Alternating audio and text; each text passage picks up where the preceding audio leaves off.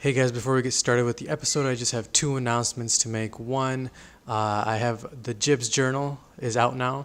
I send a weekly journal through email every single week that covers episode highlights, tips and tricks that the entrepreneurs in the show have gone over, and just other cool things that are happening. If you're interested in being subscribed to that journal, the link is in the description. The second announcement is I've released a course. So the course is how to crowdfund for your passion project, your side hustle. I crowdfunded over $65,000 in less than 90 days through my organization called Research Detroit. And the class is going to cover, the nitty-gritty details on how I did that, how I delegated the tasks with my team, the templates, the samples. It goes into full detail on how to run an effective crowdfunding campaign. So if you're interested in taking that course, the link is in the description as well. It's just about getting up and doing it and finding the time, finding the people, and making it happen. You take control and you say, okay, this needs to be done, and you do it. And you're never ready to start a business. You either do it or you don't. Welcome to the Jibs Podcast, showcasing Detroit's movers and shakers, bringing you stories that reveal the gusto and grit that's long defined the city and its people. Together, we'll uncover the history and direction of the Motor City, one voice at a time. This is the Jibs Podcast with Jibran Ahmed.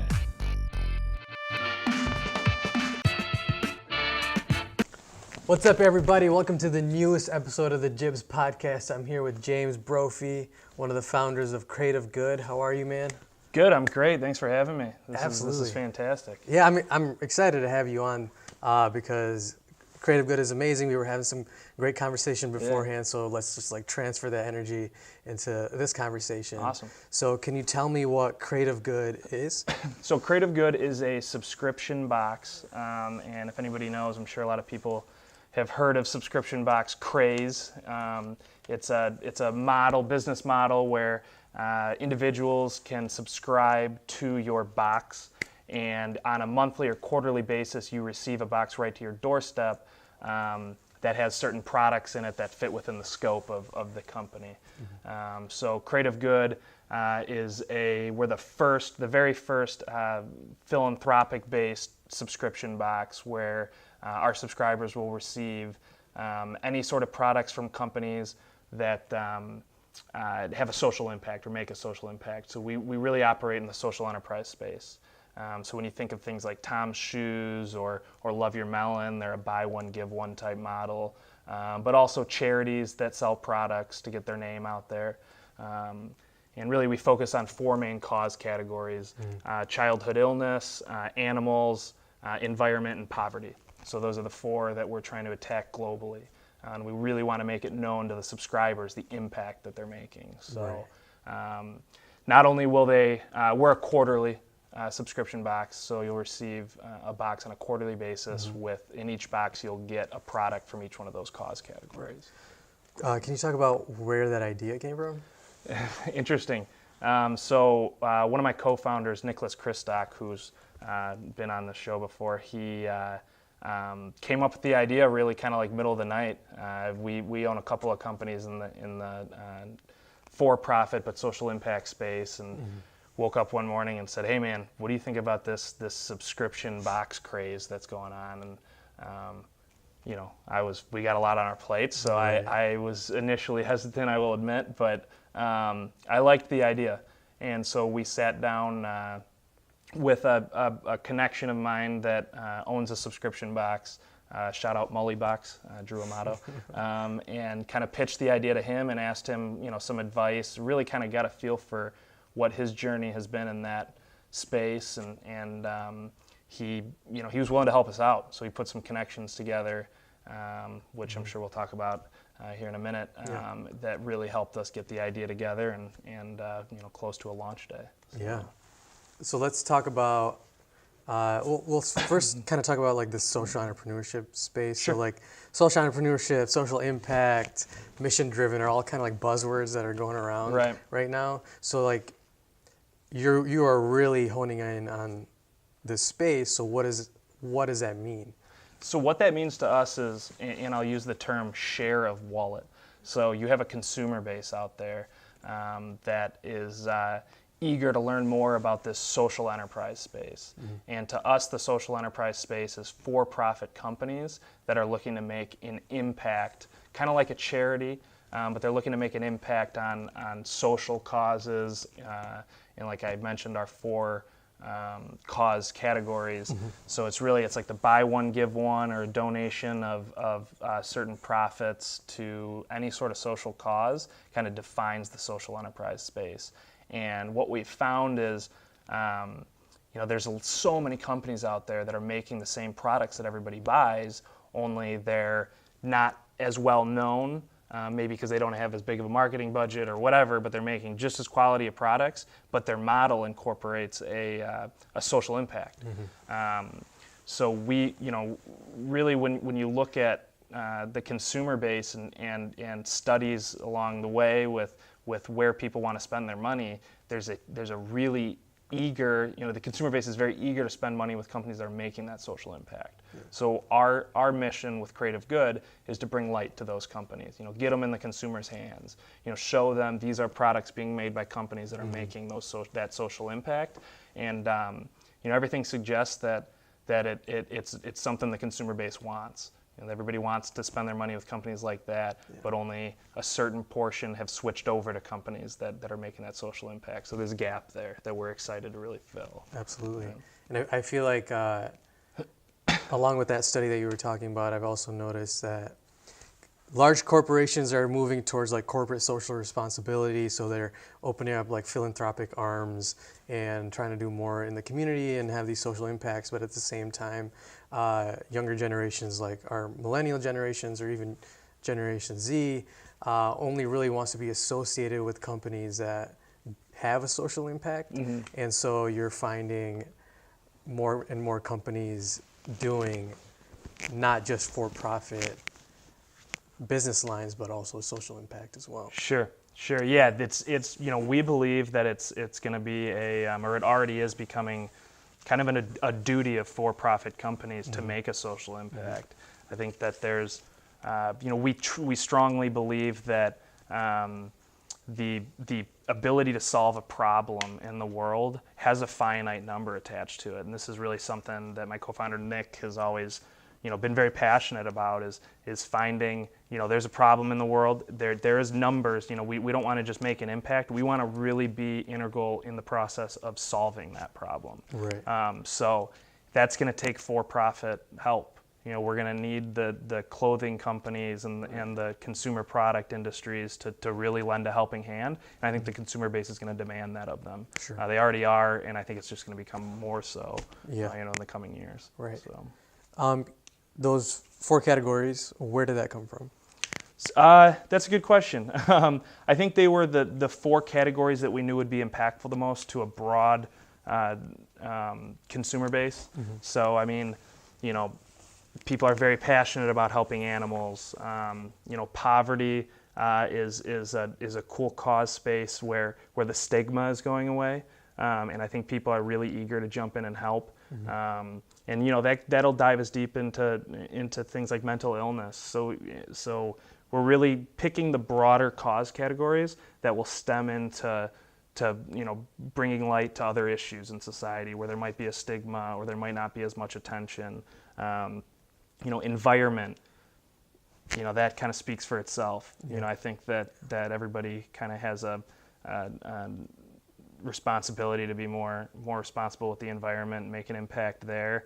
And then childhood illness is just something we've always been passionate about through all of our ventures. And there's a lot of kids in hospitals, and the holidays are coming up, and you think about a child that's confined to a hospital room and their families, spending money on care and treatment, and a lot of those kids have siblings. You know what I mean? Christmas is coming up, things like that, and I think that's the one that was the one given that we were obviously going to focus on because we've been so passionate about that. But out of those 4 main categories, which one did I not mention there? Maybe animals. Who doesn't love to help a dog shelter? You know what I mean? So it's or an animal shelter in general. So I don't know exactly how we landed on those 4 cause categories, but they seemed like the ones that fit. Right. And we might add more in the future. Right. We got to see what the consumer response is to Creative Good.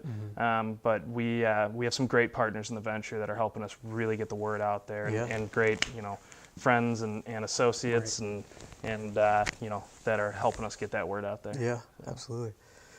So let's talk about this like entrepreneurial side of this business. So when you guys were like, oh, we're gonna make a subscription box, you're lucky because you knew somebody that has been through this journey. But what are some of like the initial challenges that you ran into? So the initial challenge is always, and I truly believe as an entrepreneur, you got to have like almost a screw loose, like to be completely honest. I mean, it's the initial challenge is just where do we start? You know what I mean? Where do we have this idea? We only have limited time, obviously, like everybody does. Where do we start? So I'll just kind of walk through the progression of how it worked. Is Nicholas, my co-founder, reached out to Michael, one of our other co-founders, and said, hey, this is my idea for, I don't know why I think this is a good idea. Again, you can't explain it. We're entrepreneurs. So Nick said, why don't we sit down with anybody we know that has been in the subscription box space? And that was, I think I mentioned Drew Amato. He is somebody I met, mutual friends, and we've become friends over the years. And he has a subscription box called Mully Box. Shout out Mully Box again. And he, walked us through kind of his story of how he started from day one and the challenges he faced, and really how he got to where he's at now with X amount of subscribers and the thing's really growing. And he ended up introducing us to a guy named Chris George, who's kind of a industry leader, founder of Subscription Summit, one of the world's largest e-commerce summits in the world, and founder of Gentleman's Box, which is one of the top subscription boxes in the world. And we sat down with him. We got a meeting with Chris, and kind of figured it was just going to be like a couple key pieces of advice. Kind of vet out the idea with him, see what he thinks.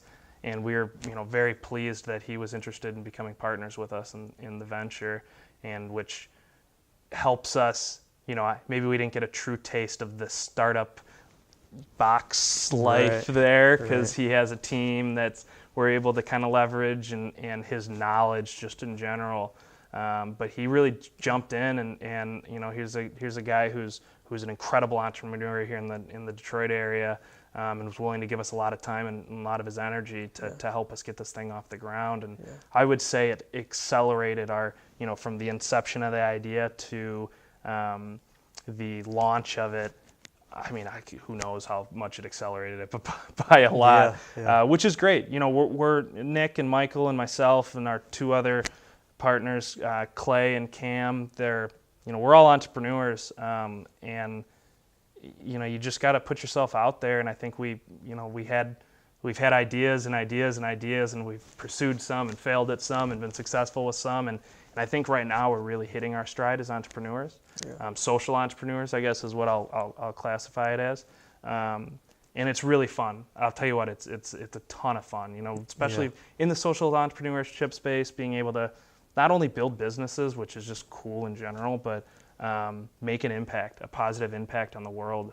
Has just been very, life and entrepreneurship has its ups and downs, and we're kind of, we're hitting our stride right now, and we're excited about it. We're really excited about it. So that, and I think that's a really great place to be, because having run a nonprofit myself, and you're familiar also, money isn't really easy to come by. No. But like creating a social impact organization or a company that's actually generating revenue, but having an impact as well, I think is where things are headed, which is cool to see. Yeah. So can you talk about how you are, like, how did you decide that, all right, we're going to be generating revenue from this thing, it's not going to be solely nonprofit, and like how you leverage the relationship that you had to really, form that? Yeah. So that's an interesting question. I think we truly believe that the for-profit enterprise space is going to see kind of a convergence with the nonprofit. Right. So I think where you say that money is hard to come by, it's really hard to come by. Yeah. And you know that just as well as anybody. And I think that the for-profit space just has a lot more opportunity to raise money, raise capital, and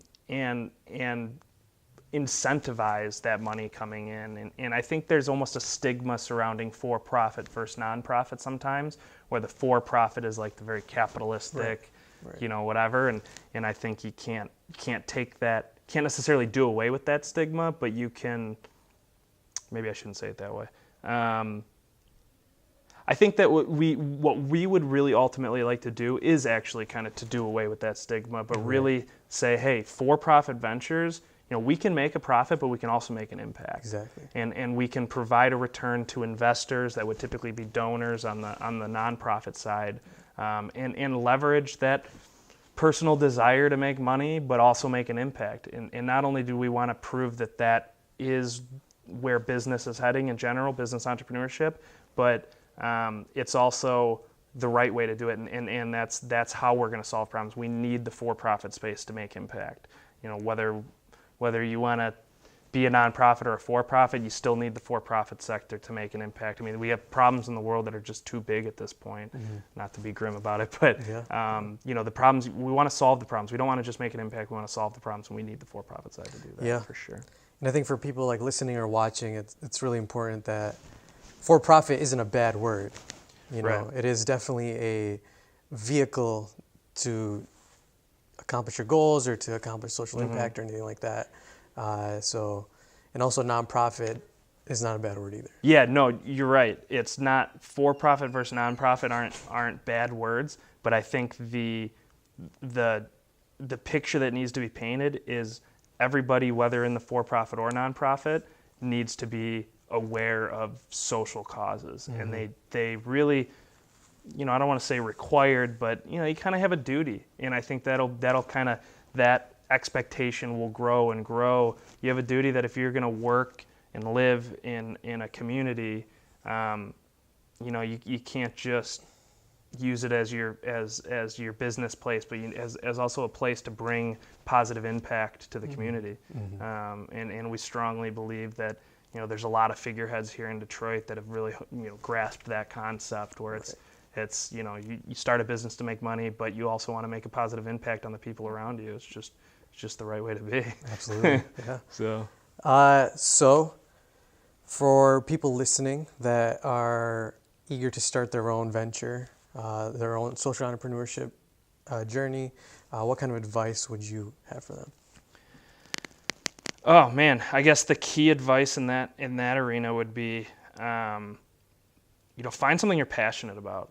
Because if you're not passionate about what you're pursuing, whether a business idea or just your main mission, you know, there's going to be things in life or in business that are going to stop you.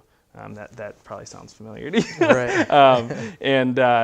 You know, you're just not going to be able to overcome the obstacles it takes and the roadblocks that get in your way, whether it's on your personal life or in business. You're just not going to be able to get over them because they can be grueling.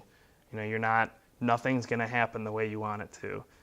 But the overall picture is achieved when you just keep that drive and you stay focused on the mission. And make connections. Great partnerships are the key to business growth, are the key to entrepreneurship, and really grasping on, be humble enough to learn from people that are your partners. You know, being humble enough to learn while also being a leader, I think is a balance that is hugely valuable.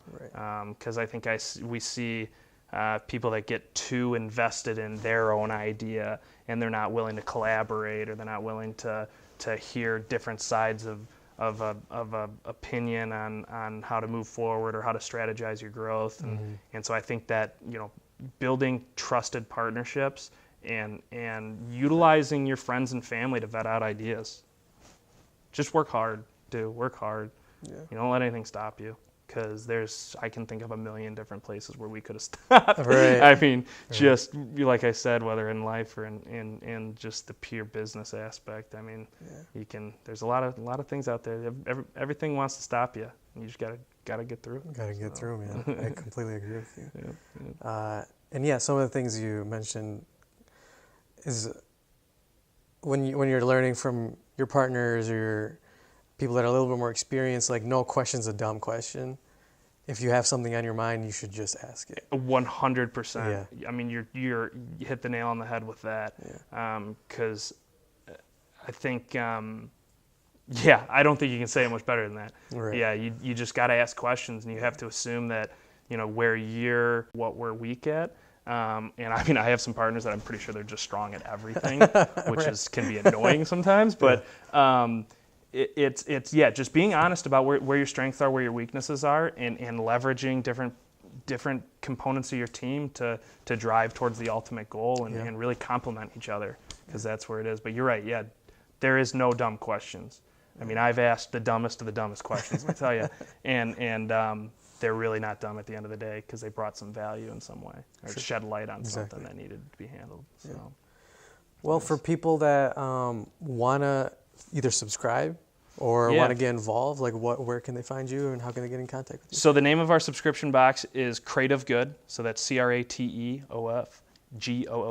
Creativegood.com. Right now we have a landing page up, so you can kind of pre-subscribe, and it basically puts you on a list of individuals that are interested in subscribing to the subscription box. We'll keep you updated on the launch. Right now we're targeting December 1st as our launch, so things are going to get kind of crazy here. Can't tell you what's in the box yet. I know what's in the box, but that's going to be a surprise. But another cool component of how it works is after you receive your box, you'll have the ability to vote in one of those cause categories as a subscriber. And not only are we making the impact of the products you're receiving are bringing light, they're marketing those social impact companies, but we're also going to make a quarterly donation within those cause categories based on how our subscribers vote. Yeah. So you'll feel a real attachment to the impact you're making. But again, www.crateofgood.com. You can find us on Instagram, Facebook, soon YouTube, all the social media channels, just at Creative Good. And just stay up to date, and we look forward to people subscribing. We're really excited about it. We're excited about the impact that we're gonna, people being able to leverage our vehicle as a way to make impact. So that's where we're excited. I'm excited, man, and I'm excited for you, and for everybody watching and listening. Just want to thank you again, and until next time, stay tuned. Hey, appreciate it. Thanks for having me. Absolutely.